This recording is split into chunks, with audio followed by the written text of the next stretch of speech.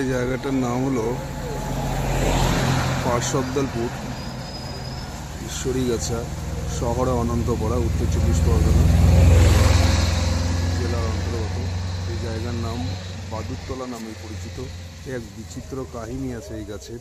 এই গাছের পাতায় গাছে যত পাতা আছে তার থেকেও বেশি গাছে দেখতে পাবে জীবন্ত বাদুড় সব ঝুলে ঝুলে আছে। হয়তো পরিষ্কার দেখা যাচ্ছে না, তবুও দেখার চেষ্টা করলে বুঝতে পারবে গাছের ডালে সমস্ত বাদুড় ঝুলে আছে।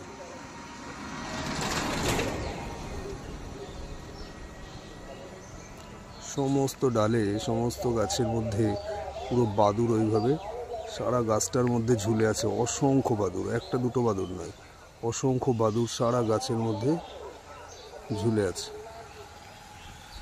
এখানেও আছে, তোমরা দেখতে পাবে।